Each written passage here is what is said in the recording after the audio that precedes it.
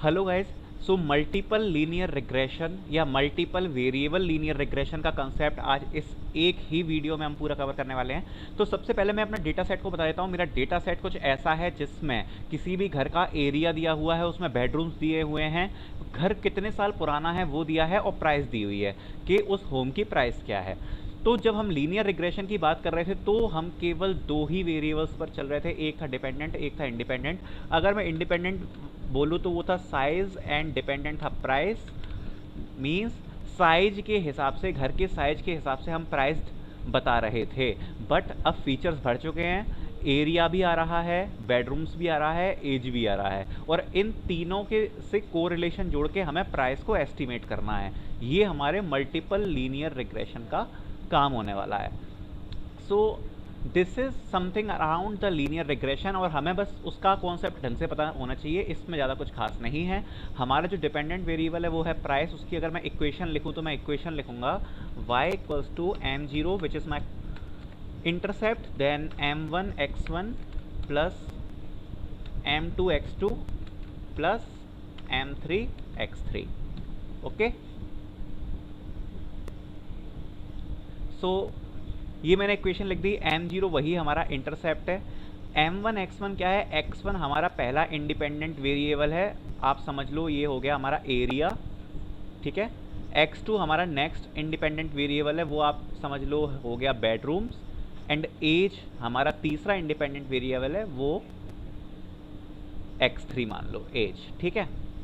और m1 m2 m3 is nothing but the coefficient of this independent variables. तो अब coefficient इनके हैं तो इनका क्या मतलब है? जैसे अगर मैं इनको फैक्टराइज करूं तो मैं कहूं जैसे कि एरिया है, ठीक है, एरिया। अब एरिया पे मैं कह रहा हूं कि जो हमारा एरिया है उसका फैक्टर थोड़ा सा बड़ा है, तो m1 की वैल्यू कुछ ज़्यादा होगी, मतलब 4 मान लो, ऐसी समथिंग मैंने ऐसा कुछ मान लिया इक्वेशन में, है ना। अभी अजम्पशन पे चल रहा हूँ मैं, ऐसे ही आपको बता रहा हूँ इनका क्या क्या मतलब है। और मैं कहूँ कि बेडरूम से थोड़ा फ़र्क पड़ता है, इतना नहीं पड़ता। तो मैंने बेडरूम्स का जो ले लिया वो ले लिया 2.5, केवल कोफिशिएंट की बात कर रहा हूँ। और जो हमारा वो था m3 मतलब एज, मैं कह रहा हूँ एज से और भी कम फ़र्क पड़ रहा है तो वो हो गया जैसे 1। तो इस हिसाब से कुछ इसके कोफिशिएंट लिए जाते हैं कि मतलब कौन सा फैक्टर पे क्या, और मतलब कैसे कोरिलेशन हम ढूंढ रहे हैं। ये सब काम हमारा नहीं है, ये सब हमारी मशीन लर्निंग एल्गोरिथम इंप्लीमेंट करेगी।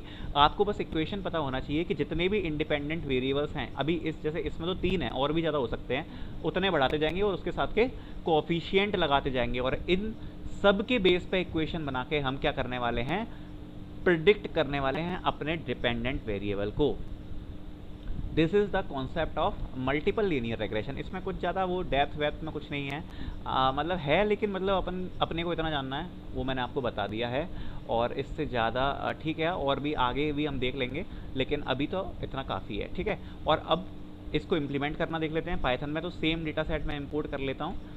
तो ये सेम डेटा सेट जिसकी लिंक आपको मिल जाएगी डिस्क्रिप्शन में, उसको मैंने सारी पहले इंपॉर्टेंट लाइब्रेरीज़ को इंपोर्ट कर लिया, फिर उसके बाद अपने डेटा सेट को भी इंपोर्ट कर लिया। अब डेटा सेट में मैंने देखा तो मेरे बेडरूम्स में नन वैल्यू थे, NaN वैल्यू, तो इसको सबसे पहले हमें हटाना पड़ेगा। तो उसके लिए मैंने क्या किया, df.bedrooms equals to df.bedrooms dot fill Na। इस NaN वैल्यू को फिल करो किससे? df.bedrooms.median, मीडियन से फिल कर दो। तो मीडियन से जब मैंने फिल करा दी तो उसके बाद हमारा डेटा फ्रेम ऐसा बन गया कुछ, ठीक है। उसके बाद बिल्कुल सेम कोड है, sklearn से इंपोर्ट किया लीनियर मॉडल जो हम लीनियर रिग्रेशन में कर रहे थे, फिर लीनियर मॉडल से लीनियर रिग्रेशन REG इसमें स्टोर करा लिया हमने अपना ऑब्जेक्ट, एंड बिल्कुल सेम, कुछ भी चेंज नहीं है। रिग्रेशन डॉट फिट कराया जो हम पहले करा रहे थे, उसमें क्या क्या हमारे इंडिपेंडेंट वेरिएबल्स है वो हमें पास करने हैं, तो वो हमने पास कर दिए, age, bedrooms and age. Dependent variable pass कर दिया प्राइस, और उस बेस पे अपने मॉडल को फिट करा दिया। तो ये फिट हो गया हमारा पूरा मॉडल। फिर उसके बाद बस कुछ है ही नहीं, रेडी। एंड अब जो भी आपको प्रेडिक्ट कराना है करवा लो। जैसे मैंने करवाया है REG डॉट प्रिडिक्ट। क्या प्रिडिक्ट करवाया? सबसे पहला पैरामीटर था एरिया, तो मैंने एरिया में दे दिया 3900, मतलब इतना एरिया होना चाहिए इस डेटा सेट के हिसाब से। बेडरूम्स 6 हैं एंड एज 10 ईयर्स है, तो उस हिसाब से प्राइस बताओ होम की क्या होगी। तो इसने हमको प्रिडिक्ट करके प्राइस ये कुछ दे दी है, ठीक है। अपने मॉडल ने काम करना चालू कर दिया है। और ये प्राइस कैसे दे रहा है, अगर आपको मैथमेटिकली देखना है तो मैंने reg.coefficients प्रिंट करा लिए, तो जो हमारा फर्स्ट कोएफिशिएंट है वो है 112.06, दूसरा है 23,388.88 एंड तीसरा है -32 31.3179, ठीक है। और जो हमारा इंटरसेप्ट है वो ये है, और इसको जस्ट मैंने कुछ नहीं किया, पुट कर दिया वैल्यू को। जैसे ये था हमारा m1, तो m1 की वैल्यू ये मैंने लिख दी 112.024 जो भी थी, मल्टीप्लाई बाय हमारा x1 क्या था, x1 हमारा ये है x2 होगा, ये x3 होगा, तो यहाँ पे x1 रख दिया, प्लस m2 की वैल्यू ये वाला कोएफिशिएंट वो रख दी, मल्टीप्लाई बाय हमारा x2 वो ये आ गया, प्लस तीसरा coefficient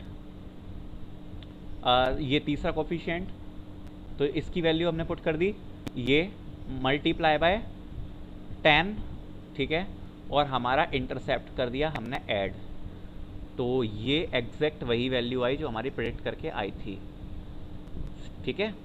so multiple linear regression में तो कुछ खास था नहीं, वही था लीनियर रिग्रेशन जैसे ही, पूरा कुछ भी नहीं था। अब इसमें कुछ और चीज़ें हैं वो हम आगे की वीडियोस में देख लेंगे, बाकी बेसिक कॉन्सेप्ट तो इतना ही था, वो इस वीडियो में पूरा कवर हो चुका।